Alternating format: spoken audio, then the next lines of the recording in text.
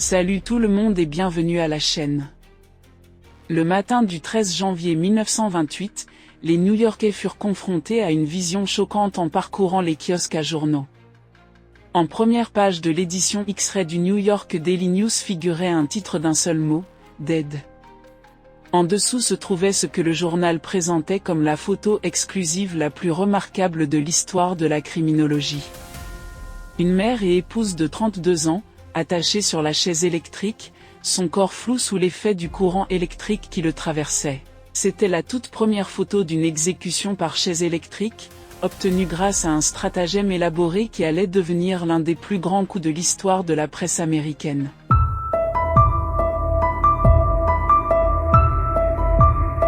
La silhouette encagoulée luttant pour son dernier souffle sur cette image était Ruth Snyder, la meurtrière new-yorkaise surnommée Ruth l'impitoyable. Ses crimes et son exécution allaient obliger toute une nation à s'interroger sur sa vision de la justice, de la peine capitale et du journalisme. Ruth était née Ruth Brown à Manhattan, New York, en 1895. Même dans une ville progressiste comme New York, les options pour les femmes restaient limitées, et Ruth pensait avoir atteint la meilleure réussite possible lorsqu'elle épousa Albert Snyder en 1915. Albert avait 12 ans de plus qu'elle et travaillait comme directeur artistique pour magazine Motorboat. Le couple s'installa dans une belle maison dans le Queens et eut une fille, Lorraine, en 1918. De l'extérieur, les Snyder semblaient mener une vie tranquille et confortable, ils recevaient des amis pour dîner, jouaient au bridge et adoraient leur fille. Mais derrière les portes closes, Ruth et Albert cachaient chacun de lourds secrets, qui allaient plus tard être révélés dans les journaux à sensation, les documents judiciaires et les témoignages. Le 20 mars 1927, vers l'aube, la petite Lorraine, âgée de 9 ans, fut réveillée par de violents coups frappés contre un mur proche de sa chambre. Le cœur battant, elle ouvrit la porte et découvrit sa mère, Ruth, bâillonnée et ligotée avec une corde, allongée sur le sol devant elle. Lorsqu'elle lui retira le bâillon, Ruth lui demanda immédiatement d'aller chercher un voisin. Lorraine courut alors chez le voisin, en face, qui se précipita aussitôt pour l'aider. Tout en desserrant les liens de Ruth, celle-ci lui dit « Ils m'ont frappé à la tête et attaché ». En entrant dans la chambre principale, Mouzé découvrit le corps d'Albert Snyder, roué de coups et étranglé. Lorsque la police arriva chez les Snyder, elle fut confrontée à une scène chaotique, des coussins éparpillés sur le sol, des tiroirs arrachés et vidés, et des rideaux arrachés de leurs tringles. Selon Ruth, elle et Albert étaient rentrés tard d'une partie de bridge et s'étaient couchés vers 2 heures du matin. Peu après, Ruth raconta que 2 grands hommes, qui semblaient avoir l'air italiens, avaient fait irruption dans la maison, l'avaient assommé, puis ligoté, avant de tuer Albert et de s'emparer de ses bijoux. Mais cette version s'effondra presque immédiatement. Ruth ne présentait aucune blessure compatible avec un coup porté à la tête, et les enquêteurs retrouvèrent rapidement les bijoux soi-disant volés, cachés sous un matelas, alors que d'autres objets de valeur avaient été laissés intacts. Après plus de 20 heures d'interrogatoire, Ruth finit par craquer et livra une confession explosive qui brisa à jamais l'image du couple Snyder heureux et uni. Non seulement elle avait planifié le meurtre de son mari, mais elle n'avait pas agi seule. Un amant secret l'avait aidée. Selon Ruth, elle avait dissimulé son amant Henry Jude Gray dans la maison, tôt dans la soirée du samedi, avant de partir à une partie de bridge chez des amis avec Albert et Lorraine. Une fois Albert endormi, Gray serait sorti de sa cachette, aurait frappé sa victime sans défense 2 fois à la tête, puis l'aurait étranglé avec un fil métallique destiné à accrocher un cadre. Après le meurtre, Gray aurait mis en scène un faux cambriolage, il retourna les pièces, attacha Ruth, puis la laissa ainsi pour qu'elle réveille Lorraine. Mais si cette version reconnaissait sa complicité, Ruth rejetait la responsabilité de l'acte mortel sur Jude Gray. Qui était donc ce mystérieux complice? Comme sa maîtresse, Jude était déjà marié et père d'un enfant. Il avait rencontré Ruth en 1925, présenté par un ami commun dans un restaurant. Après quelques échanges flirtants, les deux entamèrent une relation passionnée. Le métier de Jude, représentant en corset, lui donnait de nombreuses occasions de passer par New York, et l'absence fréquente d'Albert, absorbé par son travail, lui permettait de voir Ruth sans éveiller de soupçons.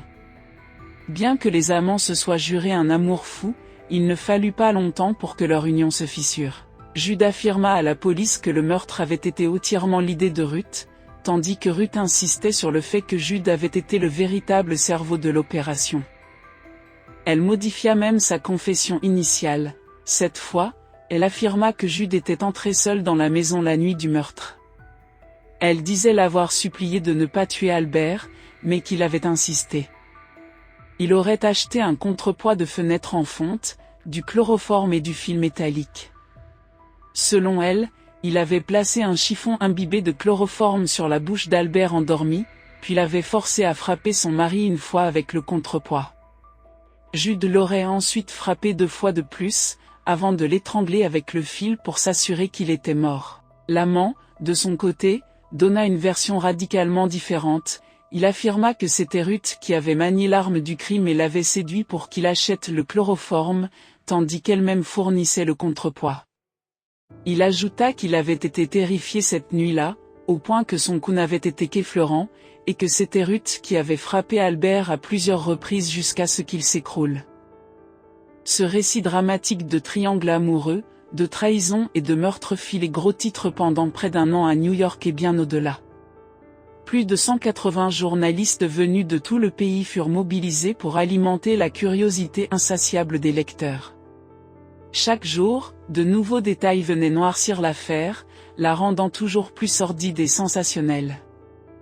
L'histoire, qui fit les gros titres presque chaque semaine, révéla qu'ils avaient décidé de s'enfuir ensemble. Mais pour financer cette fuite, ils avaient besoin d'argent.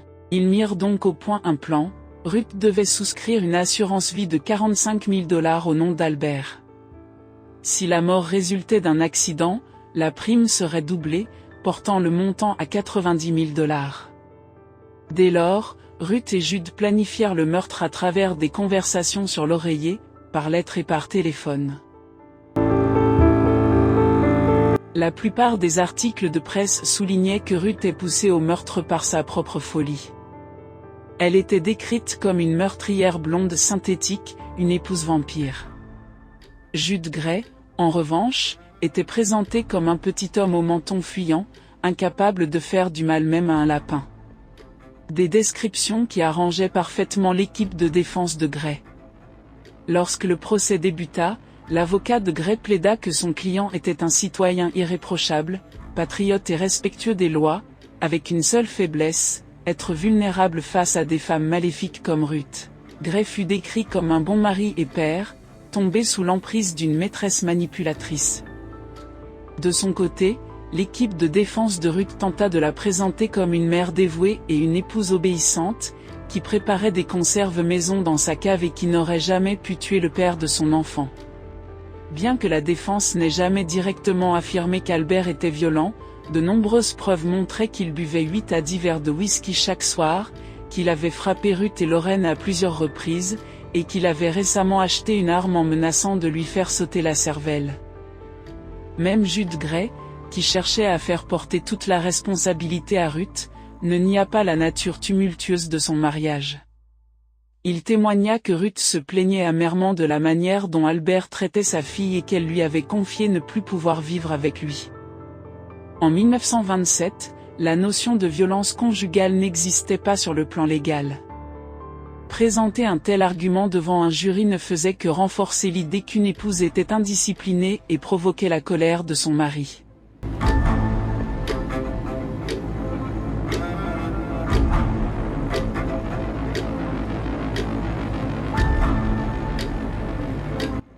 Ruth fut jugée devant un jury composé uniquement d'hommes.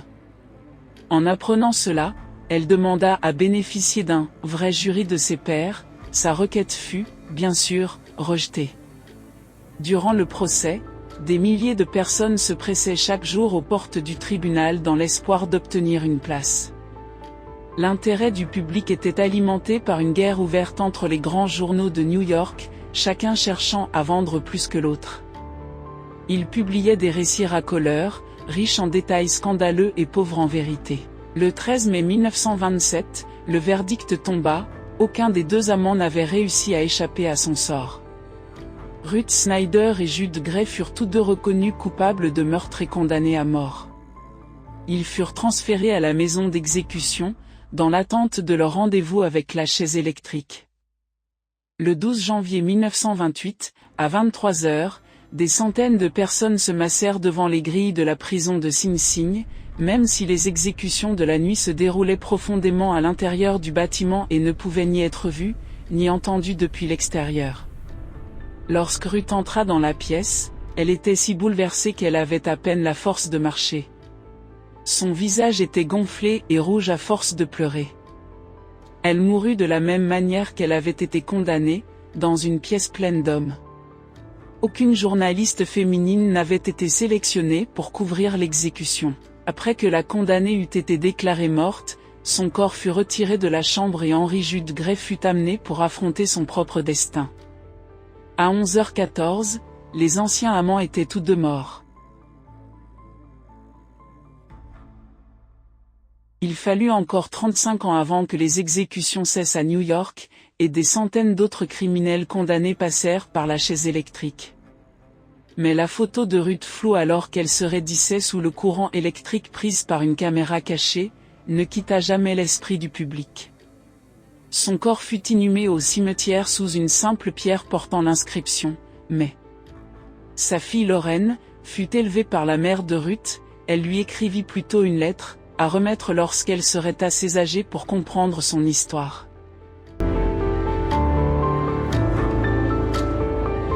L'histoire de Ruth est un rappel sombre de la manière dont la trahison et le désespoir peuvent mener à des issues glaçantes. Son crime choqua une nation, mais c'est la photographie obsédante de ces derniers instants qui cimenta sa place dans l'histoire. Son exécution devint l'un des premiers cas où les médias amenèrent la réalité brutale de la peine de mort dans les foyers, laissant un héritage troublant qui résonne encore aujourd'hui.